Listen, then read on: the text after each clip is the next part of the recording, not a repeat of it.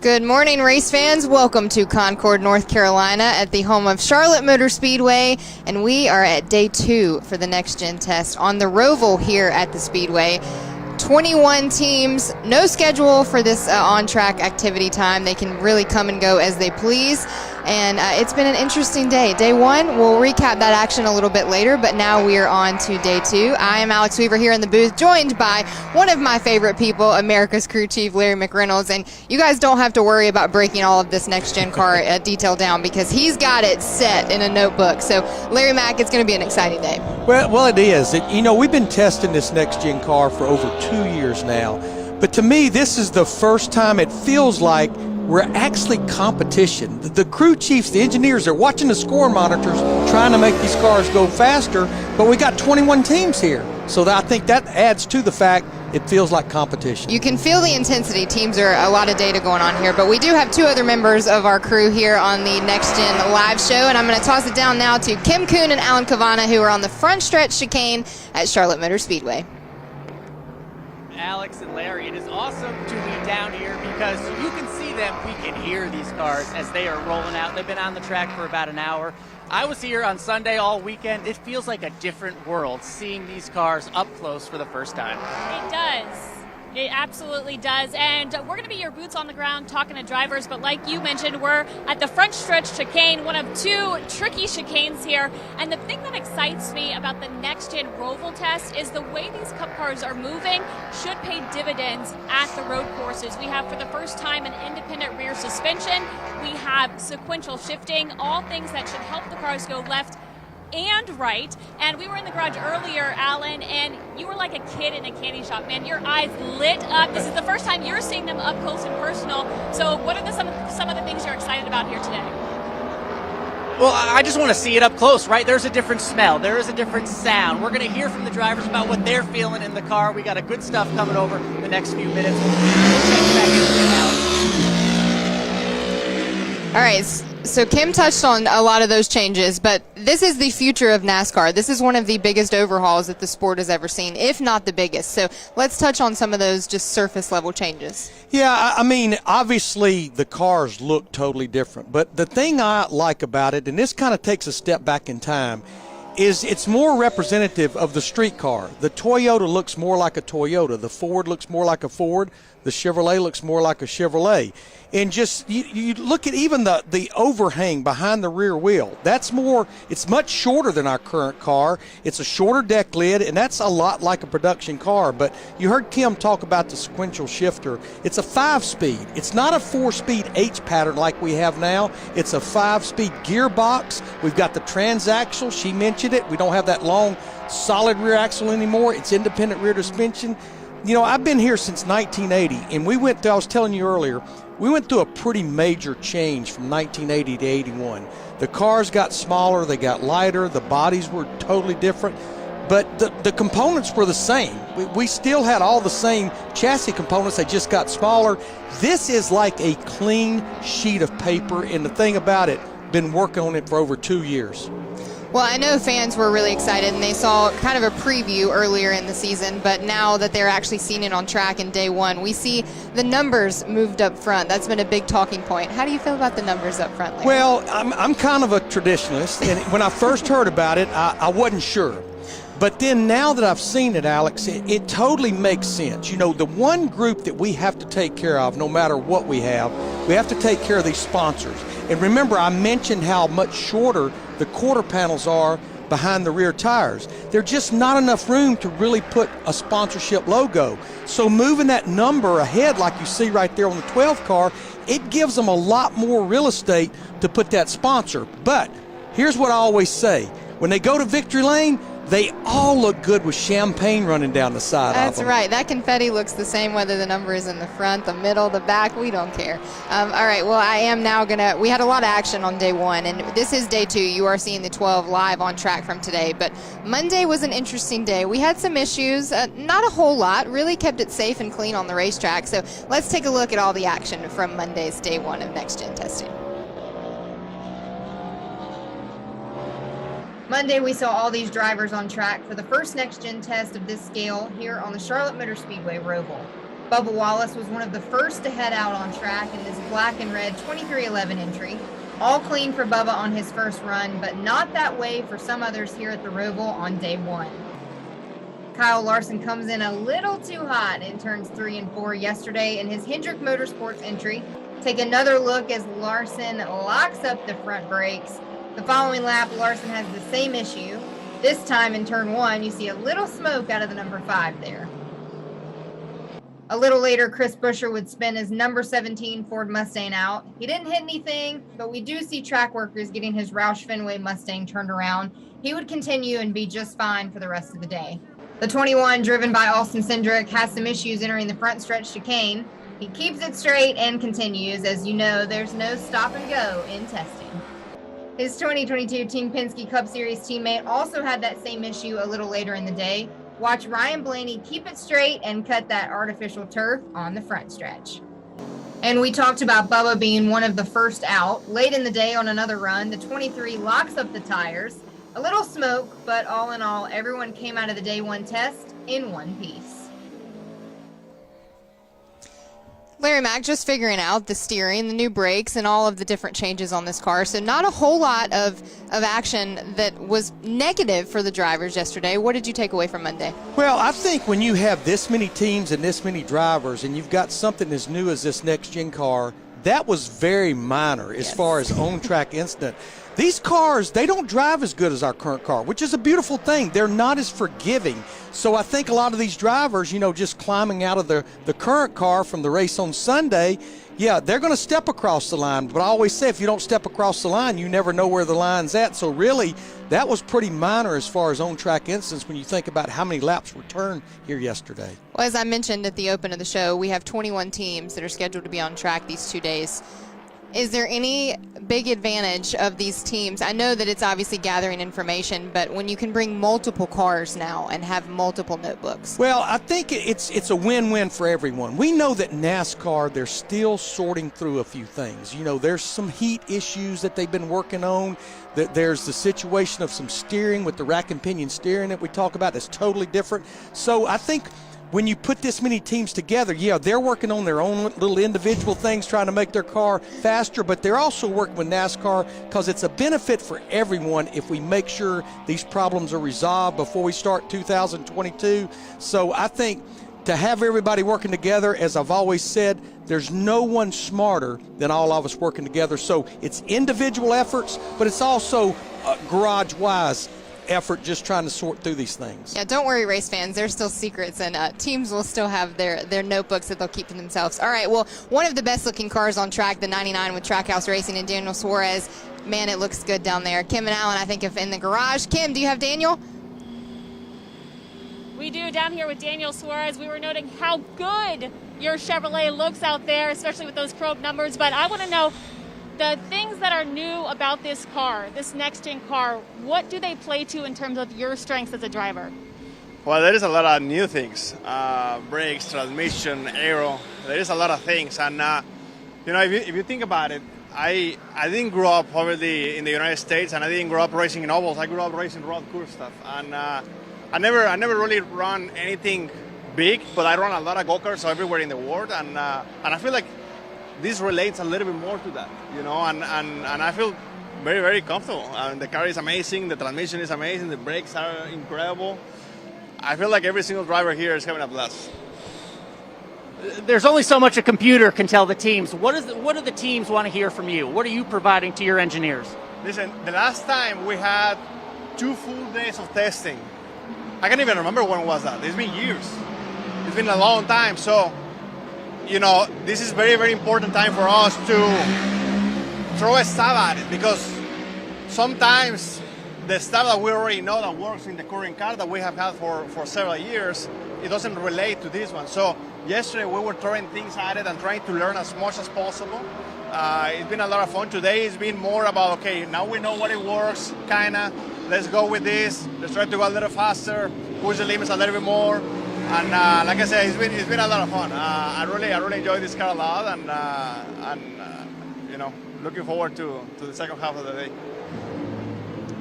We touched on the benefits of the testing environment. You guys kind of get to do your own plan without time constraints, so we still have a lot of hours on track today. What's the plan for you and this Trackhouse Racing team for the rest of the afternoon? Well, like I said, yesterday was a day that we were throwing everything at it, just to see, and today is more about, okay, how can we find more speed? Now we know we have a direction where to go. How can we find more speed?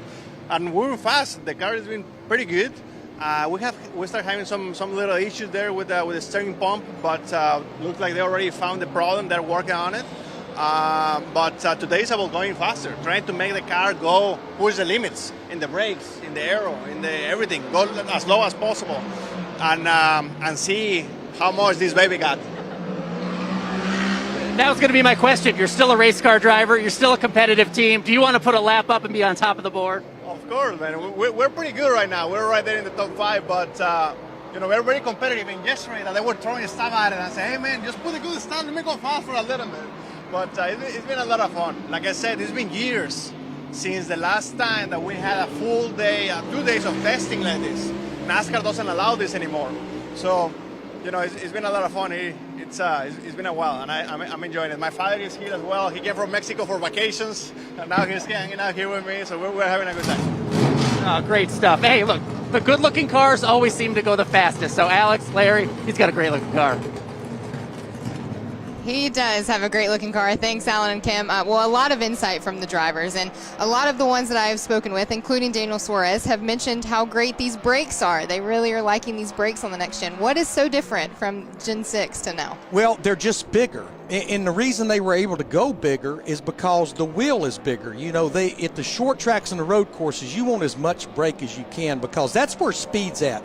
When I look at how speeds have escalated over the years at Martinsville, we're making more horsepower, we're making more downforce. The brakes are so much better, and that is a big deal at a road course. In fact, the brakes on these cars here, the next-gen car, it's about 30% more braking than the current car because the wheel's bigger, and they're going to use every bit of the inside of that wheel by putting as much brake as possible. And you see right there, that front rotor, the rear rotor is about 2 inches bigger in diameter. The front rotor is about 3 inches bigger in diameter, and that's just more braking.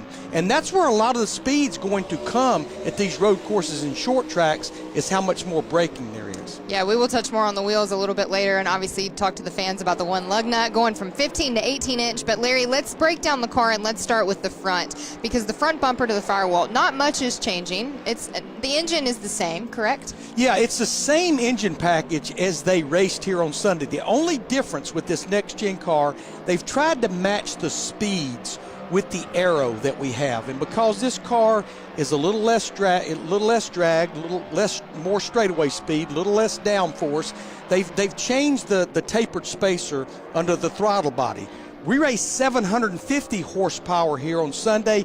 This is about 670 horsepower, about 80 horsepower less. But when you look at from the front bumper to the firewall, the big difference is its coil-over springs. The springs, coil-over shocks. The springs go over the shocks. Where on our current car, the spring and the shock are separate. But the big thing, you've already heard a couple of drivers mention it, Kim and Alan mentioned it, is rack and pinion steering. That's basically what our passenger car has on it today. If you look at the current car, it's a steering box with a drag length with 2 tie rods. It's the same thing, even though it's come a long way and evolved, it's the same thing we were running when I first got here in 1980. So now we've gone to rack and pinion steering, and it's going to be a lot more concise. It's going to be, we have a lot of play in our steering right now. This is going to be, you move the steering wheel, the front wheels are going to respond. That's probably the biggest thing under the hood, aside from coil-over shocks, is that rack and pinion steering. I know a big priority for the manufacturers were making it look more like the street car and like the production vehicle. So race fans, don't try this at home. Stick to the professionals here on the racetrack. Well, what about the hood, Larry? Because the aerodynamics and the flow of the air is going to be different on this next gen. Yeah, it is. On our current car, when the air goes in the radiator and at the grill opening, it just goes through the radiator and it goes under the hood. Where with this car, you're going to see louvers in the hood. And now the louvers look different between each manufacturer, but what happens now, the air goes through the radiator into a duct and goes out those louvers. There's no air going under the hood.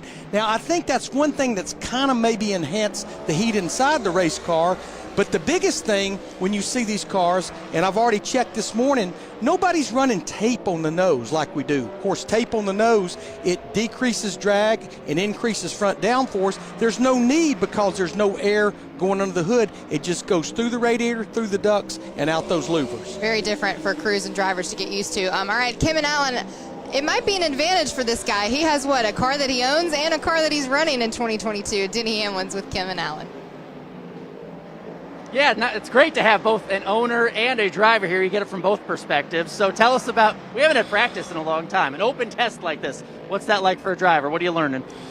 I'll find out shortly. Yeah, my car that was supposed to run is broken, so they're not going to be back for a while, and I only had a short window in which I could run today. So being that I have an association with the 23, I'm not sure. A little bit. Yeah, but I'm going to hop in. I'm not sure that my wide rear end will fit in Bubba's seat, but we're going to do the best we can and just at least try to get an hour worth of running here. We touched on the fact that you kind of have an advantage because not only are you a driver, you're a team owner. How does that make you approach this test differently than if you were just here as a driver? Well, I think one thing it'll allow me to do or Bubba to do is kind of analyze each other in the same car, and obviously the Roval is not one that I've had a ton of success at until this weekend, where it looked like I took a step forward in performance. But just let me kind of compare our styles in the same type driving car and see where we can both improve each other. You're one of the leading voices in the garage. What do you want to learn today that you can tell NASCAR? What should come from the drivers from this test that they should know about next year? Yeah, I mean, I think a lot of the issues that we've had, just kind of the heat, the steering issues with the car, just give some additional feedback. I don't think this is anything new that we're learning this time around. They've been testing this car for a while. We've had a lot of the same issues, and they're slowly but surely working through those issues to try to make it better. But some of them are just design issues that you're really going to have to change the design to kind of fully fix what's wrong with it. So as the teams are just trying to work through that and figure out what they can do to kind of put a Band-Aid on it for the time being to get us through these tests. There's been a lot of talk about the independent rear suspension system. Do you feel like that makes the car more sensitive to changes you're asking from your team? TBD. I haven't really had a chance yet, but for those who have run it on a road course, they said that it certainly does drive better or respond better on the road courses because of the independent rear suspension. It's more connected to the racetrack. The sequential shifting, the larger rotors, all that makes it seem to be driving better on a road course, which is why you see the speeds up, even though the horsepower and drag, the drag is up, horsepower is down. That's Denny Hamlin as we get a good look at the Toyota of 2311 Racing. Loving that paint scheme down here. Denny Hamlin, both team owner and driver here at the Next Gen Roval Test. Thanks, Kim. Yeah, we're looking at that 2311 car. Larry, he touched on it about being a team owner and also getting some track time here at these tests. What advantage as far as a crew chief, but what are you looking to accomplish in these 2 days of testing? I want to learn how the car reacts to changes. But, this is a Roval. What happens here may not be relative to when we come back here in a little over a month and we run the oval. But I want to know what the car responds to. How does it respond to air pressure? How does it respond to sway bar changes? Just trying. Right now, everybody's notebook has little to no pages in it. Now you're starting to put pages in that notebook because every lap you turn, Alex, it doesn't matter what racetrack you're at, you're always learning. Whether you're the driver, whether you're the crew chief, whether you're the engine guy, I just want to see how this car reacts to changes based on what my current car reacts to changes at the same racetrack. Well, Denny also mentioned that they were doing some additional work on the car that he's supposed to be in right now. But for fans that have never experienced a test, and most of these are closed off to the public and we don't get to experience the garage, what is the process like at a car test where you were testing all different types of things on this vehicle? Well, and it resonated with me when Kim and Alan were talking to Daniel Suarez. I really cannot remember the last time at any racetrack we had this many cars, multiple cars, at a test, because when you think about even Daytona, NASCAR had cut out testing there even a couple years before this pandemic hit. So it's been a long time. You see Denny Hamlin He's seeing if his butt can fit in that seat of Bubba Wallace's. He was a little concerned about that. But I know going testing, Alex, whether it was at Charlotte Motor Speedway, Daytona, yeah, we had a test plan. And we wanted to just A-B stuff, you know, full packages, where when they come back here next year, right now it looks like you may get 30, 40 minutes of practice. You can't try a whole lot in 30 or 40 minutes, so you just maybe want to try full packages, full shock changes, full spring changes, just to kind of see A-B stuff, and maybe this will be a little better for a short run, but maybe this is a little better for a long run. So there's a lot of things they're trying to run through that you have zero experience with this car. Well, you see Bubba Wallace hopping out and letting Denny Hamlin hop in to get some of the time there in that car. We will give you some better views, so we're going to watch these drivers and see what just goes down in the garage. But the greenhouse, the shape of these cars, you can already tell just from pictures and from seeing them on camera, but how different are they, and how is that going to affect the racing in 2022? Well, the biggest thing is it's a composite body. It's a flange fit body. Right now, our body's on the current car, except for the hood and the nose and the tailpiece. Everything else, the sides, they're basically steel. You know, they're crafted by the fabricators. This is a composite body that's bought. It's just like the Xfinity Series car. And it takes away some of the liberties of things you can do to a body.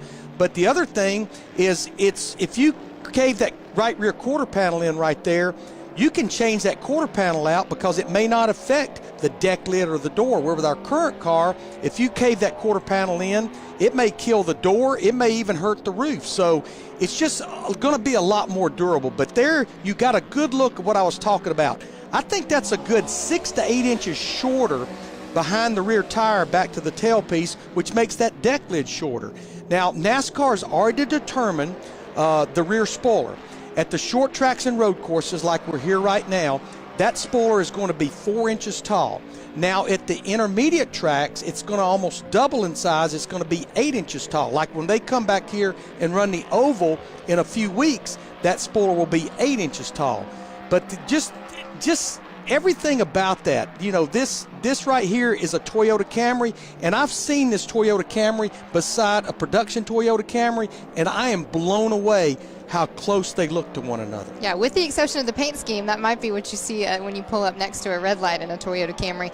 Well, we also have heard every driver mention the shifting and how different that is going to be. So for fans, dumb that down and walk us through what the sequential shifting means. Yeah, it's a lot. If you think about if you've ever driven a motorcycle where you just keep banging the shifter, and this is kind of the same thing. Now, it's not paddle shifting. You can't get confused between paddle shifting and sequential shifting. But basically, what we're running right now, Alex, that 4-speed H pattern, it's antiquated. You have to go find cars that's been restored to find a 4-speed transmission with an H pattern shifter, and this you just keep banging the shifter, and it has a clutch in it, but just like what we run now, drivers don't use a clutch. The only time they use a clutch is when they come into the pits or when they leave the pits. Other than that, they just match the RPM, and that's how they bang the shifter. I think that's another thing that's going to help the speed at a road course. This is going to be just a lot quicker to do. And again, it's a 5-speed. It's not a 4-speed. So I think that's going to help a lot of the road course stuff when they're shifting. Now, one other thing about the aero side of things, and you heard Denny Hamlin talk about it, and I touched on it, is NASCAR's working on some heat. And this really did not rear its head, Alex, until we had those 8 cars at Daytona a few weeks ago. So a few things that NASCAR is having the teams to try is the exhaust pipes on these cars, they go out the left and the right, and they're actually in the rocker panel. So what they've had some teams do is move the exhaust pipes where they exit almost underneath where you see the 48. And that's just that way it's not filling all that rocker panel. Now look on the back window of the 48 car. You see some vents. This is another thing that NASCAR is allowing the teams to try to get some of that hot air from inside of that race car. So this is one of the things that I talked about earlier. The garage area is working together, because if we can get the heat out of these cars, the inside of these cars, that benefits everybody. That's not really a performance gain or something a team's just trying to make a gain on their own. This is something you're trying to do for the entire garage area. I saw on social media yesterday with some fans, we see kind of the sparks, the flames that shoot out of the side of the car every once in a while. The car is not on fire. It is not unsafe. What that is, that it's raw fuel burning in the exhaust pipes. We don't see it normally as much with fuel injection like the Cup cars do, as we do Xfinity, that still has the 4-barrel natural aspirated carburetor, but that's kind of part throttle. You're not completely off the throttle. You're not wide open. It's just kind of raw fuel burning in the exhaust pipes. So not a bad thing, fans. Don't worry that the race car is spitting out fire there on the side. We see the 2311 heading out for some laps. Not sure if that's Denny or Bubba in the car, but it is one of the two. And there you see the 43, that petty blue. Bubba, okay, we have confirmation that it is Bubba in the 23. Denny must not have fitted. Denny not yet. Can't get in that seat. Well, I want to go back to the sequential shifting, because that's been one that we've heard a lot about, because it will help on not only road courses, but it will help on restarts. So a question, and I'm going to just go crew chief here on you. I want to ask, when we normally are trying to save fuel and we are sometimes under caution, the fact that it is a little bit difficult to get to neutral, is that going to make it harder to I don't think that'll change. I don't think it'll be easier, but I don't think it'll be harder. Again, the engine, everything about that, all the aspects of that is the same as our current car. So I think all that will still be the same, trying to save fuel under caution, and even rolling out of the throttle early, getting in the throttle a little bit later when you're under green flag conditions. I think all that should be the same regardless of the sequential shifting. You can't stump him. He has an answer for everything, and it's normally right. Okay, Larry, this transmission, the transaxle, this will be the first time ever that we're seeing this transaxle. How different is that going to make this car? Yeah, I mean, it all goes along with the independent rear suspension that Denny Hamlin was mentioning. It's and we don't have that transmission, but it's kind of a gearbox that's all together with the transaxle. And we no longer really have a dry shaft. You have what they call a prop shaft. That's what comes out of the back of the engine. You still have a bell housing, you still have a clutch assembly, but what ties the transaxle and the gearbox together is, again, it's almost like a dry shaft, but the right terminology is a prop shaft. Got it. Prop shaft. You see the 42. Ross Chastain is in the 42, and he is going to be with Trackhouse Racing next year. So, Larry, break down what Chip Ganassi, because that is a Chip Ganassi car right now on the racetrack. How will that change for 2022? Well, Chip Ganassi, they're still a race team, and they built this next-gen car, and I'm sure this will be part of the inventory that Trackhouse Racing will be acquiring when they take over at the end of the year.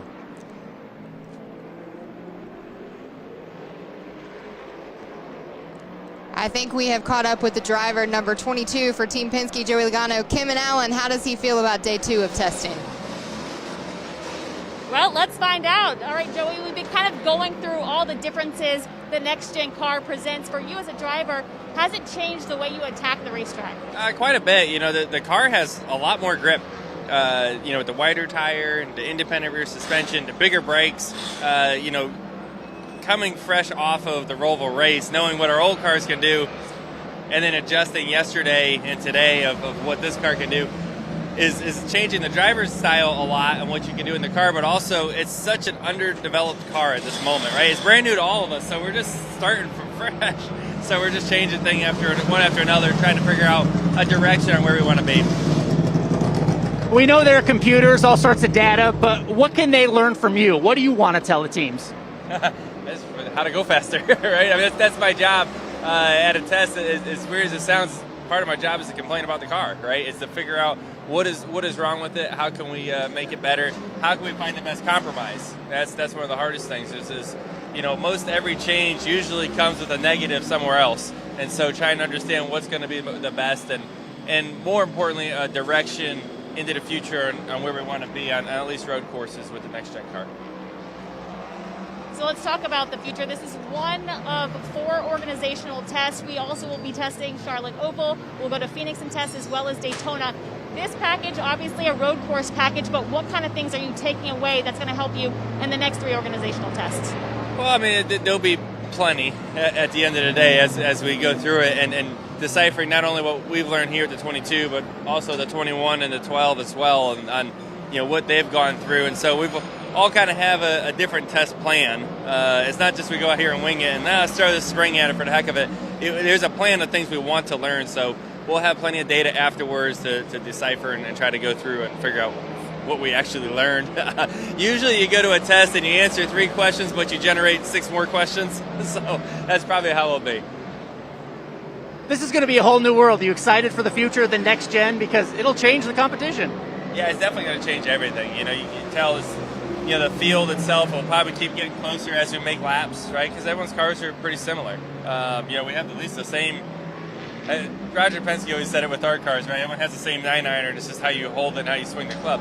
Well, it's going to be kind of the same thing. We're all going to have a pretty similar starting point. Obviously bodies and motors will be different, but for the most part, the parts and pieces are the same. And so the cars are naturally be closer on speed because of that. So it'll come down to details. That's what the race is going to come down to is, pit road's going to be more important. Restarts will be more important. The little things, how passing cars efficiently, those things are going to be the difference maker. Strategy in the race as well. It'll be harder to drive through the field with a car that's just so much faster than everybody when everyone's closer in speed. Appreciate your time. Thank you for the perspective. We got the perspective of a former champion, Alex. Thank you, Alan. Yeah, a former champion is sitting P3 right now on the speed chart. Speeds don't matter here, Larry, but if you're keeping score at home, Team Penske cars are 1, 2, 3 on the board. What did you take away from Logano's? Well, something he said, Alex, and I've been asked this a lot. So since basically everything is store-bought, for a lack of better terms, and this piece has to come from this source. It's not like you have options. A lot of people think, okay, this is absolutely going to just create this equal playing field. I think it might close the gap a little bit, but the cream is still going to rise to the top. This package is not going to have Team Penske, Joe Gibbs Racing, Hendrick Motorsports struggling to find top 10 finishes. It's not going to take a team that in the perfect day, they maybe have a top 15. It's not going to take them and have them contending for wins. Yeah, it may close that gap a little bit, but the cream is still going to rise to the top. Will it give some sort of an advantage, though, to smaller teams? Is it going to, it will benefit them for next year? Not an advantage, but maybe benefit them. Yes, absolutely, because you don't have the creativity that you have with our current car right now. I mean, there's still going to be things that engineering staff's going to be able to work through. Simulation's going to be able to help. And the big teams, they're still going to have those resources to go from that maybe a smaller team doesn't. And like I say, I've seen so many rule changes, car changes, things that maybe would equal the playing field. It maybe closes the gap, but it doesn't put everybody absolutely running the same speed. Larry, let's keep breaking down this next-gen car. The chassis, how will that be different? Because it affects the rear and the back. Yeah, to me, this is one of the best things that they've done with this car. I mean, they've done a lot of good things with this car. But right now, our chassis is welded together pretty much from the very front to the very rear. Now this chassis is in 3 separate pieces. You've got the front clip that basically goes from the front bumper to the front firewall. Then you've got the center section that essentially goes from the front firewall to just in front of the rear tires. Then you have a rear section. They are both bolted on. They are no longer welded together. So now if you hit the front, you may not have to replace the entire chassis. You may just be able to unbolt the front and bolt the new one on. So to me, and everybody gets theirs from the same resource. Technic chassis just a few miles from here over by the Concord Airport, where right now everybody almost builds their own chassis in-house. That no longer exists. In fact, when you get your chassis through Technic, which goes through NASCAR, you can't even weld on this chassis. You can't do anything to it whatsoever. When you buy the front, the center, the rear, they're already painted, and you bolt them together. There's shims maybe to take up some tolerances, but you cannot do anything to them but bolt them together. Well, we're looking right now at Tyler Reddick in that 8 for RCR. He has the second most laps. Ross Chastain will also be running a ton of laps. I think they're sitting at, 20 and 19 laps so far on this testing day. Is there a perfect number for how many laps you run? What is the advantage of running more rather than less? The more laps, the better. Absolutely, you're learning about durability of parts, but that's what racing's all about. Yeah, when we go qualifying, it's about what I can do for one lap. When we go racing, how's my car at lap 10? How's it lap 20? And we're seeing for the first time right there the sun peeking out a little bit. That's one thing that will not change about the next gen car. Sun out, grip goes down. That's been the same since cars I worked on in 1980. The track heats up, the grip goes down. So for races where it may start in the daylight and the sunlight and then transition to night, that will still be the same of trying to chase that different level of what you can get on track. Yeah, the grip level of the track will change. Now, how the car reacts to it may be different. You know, as we've got these cars down on the ground, the standard rule of thumb forever, Alex, was when the sun would come out, the grip level would go down, the car would get loose. And then when the sun would go down and the track would gain grip, the car would get tight. It wouldn't want to turn. We've almost seen a flip-flop of that with the way these cars are set up now. So that's something that we'll have to learn with the next-gen car, especially when we go to tracks where we transition in from the daytime to nighttime. Well, I have a crew chief here in the booth, but I know Kim and Alan have found a crew chief down in the garage. Let's head over to Ryan Sparks, the crew chief on the number 7 for Spire Motorsports. That's right, Alex here with Ryan Sparks, crew chiefing for Corey LaJoy down here. I would love to know what your driver's telling you, and how does a crew chief approach a test versus what a driver's looking for? Well, Corey actually notified me yesterday in all his NASCAR tenure here. This is actually his first test. So just getting some laps on the new car is a lot of fun. Had a little power steering issue this morning, but posted a pretty good lap time we're proud of. So just learning the new car and all the new adjustments we have available and having a little fun. How much are you working for the team and also working kind of with NASCAR in terms of experimentation or getting them data for basically the entire field? You know, we'll have some of the guys that have had a lot to do with the development of the car come by and ask questions, where we're at, you know, kind of where we're running the gearbox, the pressure, and things like that. So we're working with them. We're not really, we don't have any other items on our test list, so we just have our own test plan we're executing throughout the day and just trying to learn as much as we can. There's been a lot of talk about the next-gen car leveling the playing field. As one of the smaller teams in the garage, what kind of gains are you guys looking for next season out of this car? Well, I think if you look at the timing sheet right now, it shows what can happen. You know, it has leveled the field just a little bit. I'm sure eventually the big teams will find their advantages, but it definitely creates an opportunity for teams like Spire to kind of put our name out there and up our performance. Walking into the garage, it felt like a whole new world compared to Sunday. I know you're a car guy. What does this do for the fan in you? How do you explain this to somebody? I mean, first of all, the car looks awesome. You know, the new wheel size and everything, and the dual exhaust on both sides. It just has a mean look to it, and I think the fans are really going to enjoy it. The diffuser, you know, brings a new element that we're going to have to keep in mind and things like that. So, you know, just a lot of new items on the car that's very exciting to all of us. Thank you for being with us, Ryan. Appreciate it. Larry, he mentioned the diffuser. Explain what that is. We're taking a look at it right now.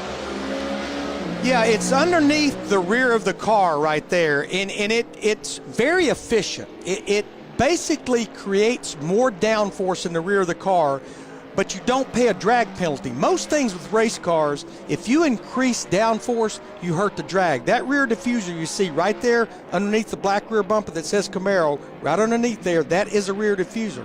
The biggest thing it's going to do, Alex and Alan and Kim, it's going to clean the air up behind the car, which maybe doesn't do a lot for that car right there, but a car that's behind it, the wake, it changes the wake behind the car. So we always hear about dirty air. You know, my car's picked up an aero push. Now, let me say this.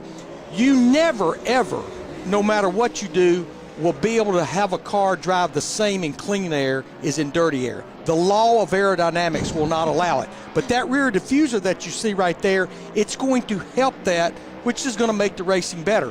What we've got to try to figure out when we continue to try to get there is if a car's driving better than a car you catch, you want to be able to go around that car if your car is driving better. So the rear diffuser will certainly help that. Well, Ryan also mentioned the different wheel. So not only is it going from a 15 to an 18, and we have the one lug nut, which all the fans have been excited and had opinions about on social media, but it's also going from steel to aluminum.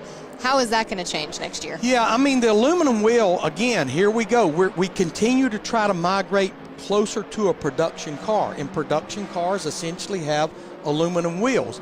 But that's one thing that led them to have to go to the center one lug nut, or wheel lock if you want to call it, is if we stayed with the aluminum wheel and you went with 5 lug nuts that actually is against the wheel itself, aluminum contracts and expands more with heat than a steel rim, and I think you would have issues with the lug nuts coming loose. That's why we went with that center lug nut. Now, one thing that fans seem concerned, oh my gosh, pit stops are going to change.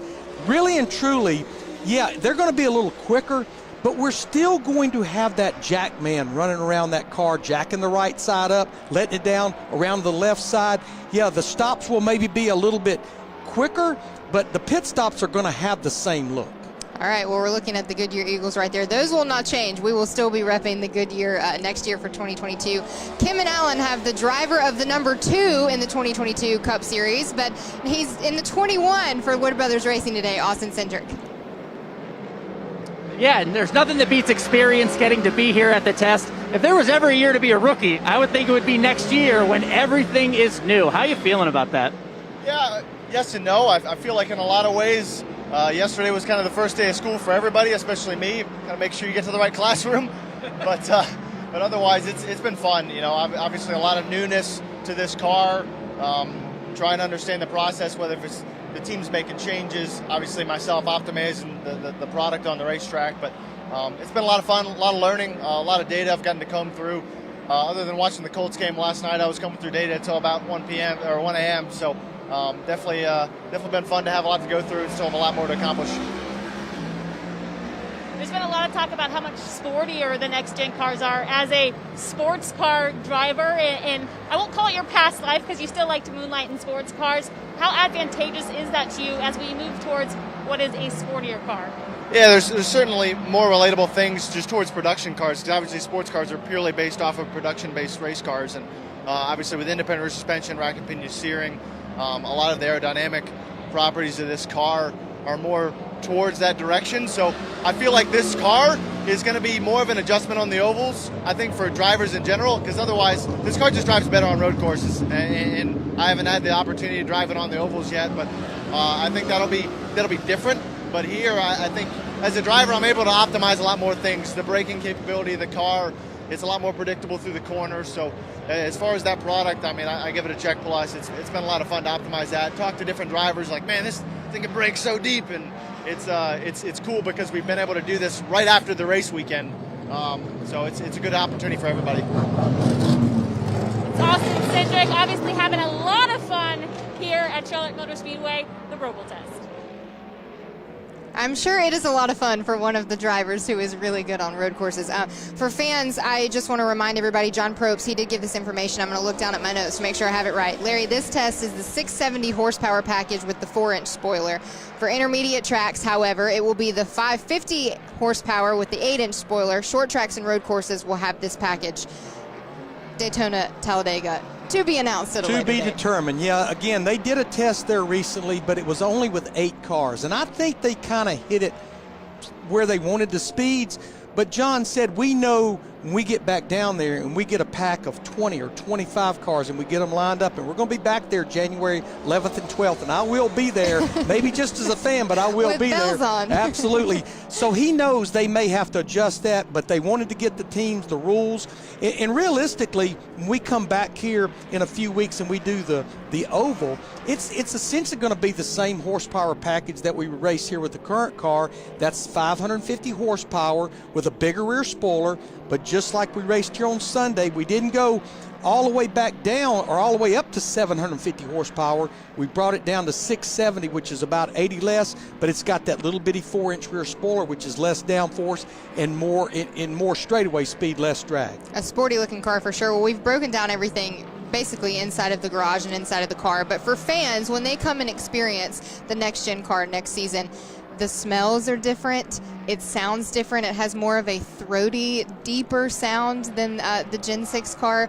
What's going on with the smell? Why is the smell different? Well, Kim and Alan had mentioned that to me before we came on the air, and the only thing I can think about, a couple of things possible here, is one, the aluminum wheel. Aluminum has a smell to it when it gets hot. We've talked about these big brakes inside those aluminum wheels. So rather than smelling the heat from a steel rim, we're smelling it from an aluminum rim. The other thing that is different about this car that I've thought about is underneath that we can't see. Right now, underneath our current car, you see all the suspension parts and pieces. You see the floor pan.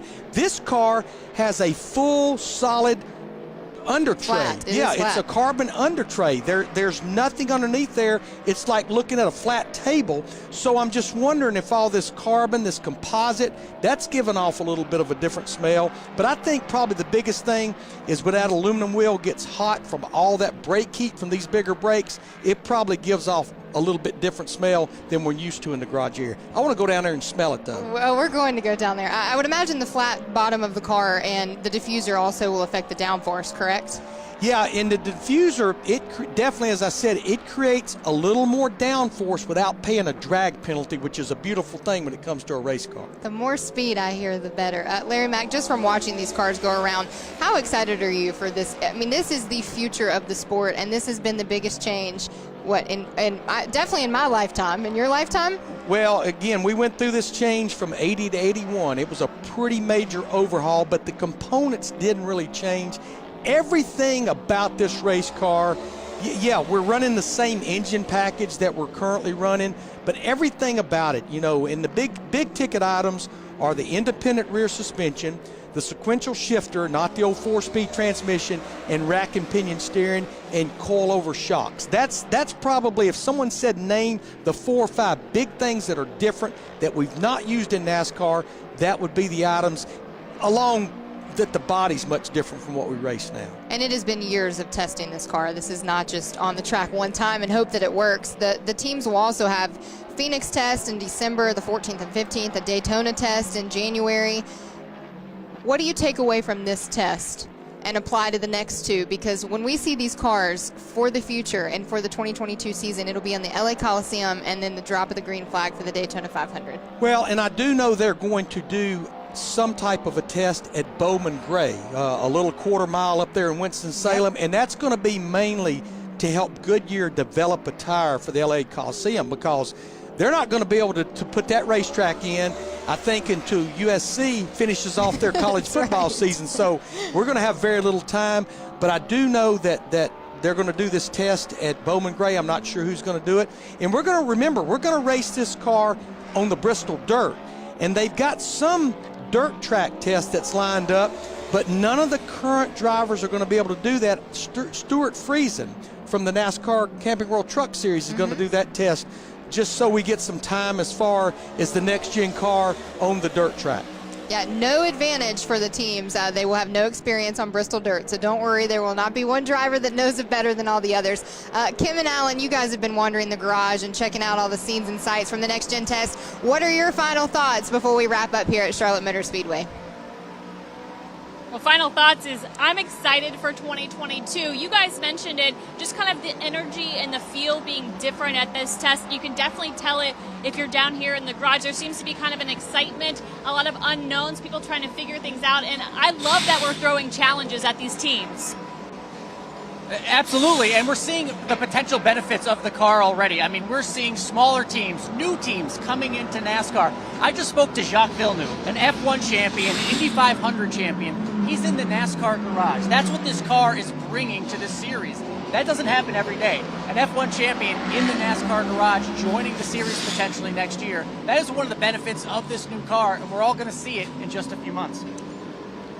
Speaking of that, we also had sports car champion Joey Hand testing the car. So again, it seems to be drawing in a lot of interest from other people, wider viewers in the racing community. And when we heard it from Austin Cindric, he said it's spoiler and it's so much fun to drive, especially on these road courses. Yeah, and that's what I can't wait for the fans to see it on the track. You know, like I said, getting to see it up close, you know, you can read about it, you can see a picture about it, but until you see how big the back end of the car is, how big the wheel is, the rotors, all that stuff, it's a different world, and it should be an exciting one next year. And I think one of the big takeaways, we'll leave you guys with this. You heard it from Joey Logano. You come in with a test with maybe 3 questions, and then you leave with probably 6 or 7, if not a dozen more. And again, this is the first organizational test of what's going to be 4. So very excited to see what kind of questions the teams have after this test going into the next 3 organizational tests. Yeah, Larry Mack, Kim and I came out here yesterday just to experience it. We wanted to see it. We had not seen these next-gen cars in person. I left with about 12 dozen questions just because there is so many unknowns and teams are still working on things. But I can tell you what, that the future of this sport looks bright. No, there is no question. But that hadn't changed about testing in the 40 years that I've been here. It didn't matter what generation of car we would go test. We would test things, make notes, gather data. We'd get back to the shop and we would have this long list of questions that we had not answered. So that part truly hadn't changed. But no, I think the future's bright. And the one thing that I also think this next-gen car has accomplished, it's brought new owners to the sport. Had it not been for the next-gen car, would 2311 really come to the sport? Would Trackhouse Racing have come to the sport? Think about GMS. Think about Colic Racing that's coming to the sport as far as Cup owners next year.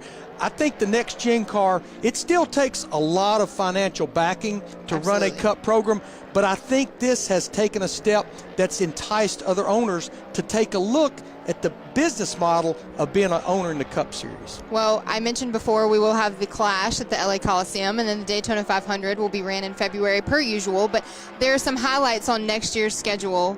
Which ones are you looking forward to now having this next-gen car? Well, because it's the first and because it's going to be so different. The LA Coliseum, I mean, they've had Super Bowls in the LA Coliseum. They've had the Olympics, and now NASCAR is going to be there on the same time frame that the Super Bowl will be just across town. So that's the one I'm excited about. I'd be excited about that if we were going to even run the current car, but to know that's going to be the first race for the next-gen car. And can you imagine what the driver and what the team that wins the first race with the next-gen car, even though it's the Clash, it's not the Daytona 500, how they're going to feel, because you know what? There's only one first. There is only one first. We're excited for it. LA is going to be here before we know it, Larry. Well, Larry and I want to walk down there, take in the sights and sounds, and really just get the feel of the next-gen car. Larry has been itching to go down in the garage, so we're going to get him down there. I appreciate you guys all tuning in to our live show here. I hope you enjoyed it. There's a lot more of this next-gen test coming to you from Charlotte Motor Speedway on the Roval today, so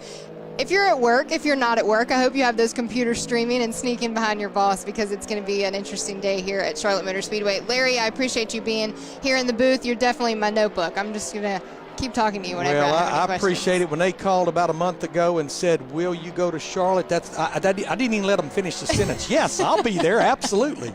Well, we love it. Fans, I hope you have enjoyed it too. Kim and Alan in the garage, we're going to come and join you. Thank you so much. Drivers and crew chiefs and all of the teams down there in the garage, thank you for letting us just venture into the garage, take a peek behind the blinders. Fans, make sure and tune into the NASCAR Cup Series. We're opening the round of 8. There is more racing left. It's not just Monday and Tuesday. You get it again on Sunday at Texas Motor Speedway, and we will see you on Sunday, Larry. All right, ready. Let's go. Round of 8. All right, fans, enjoy the rest of the testing. Day 2 here at Charlotte Motor Speedway.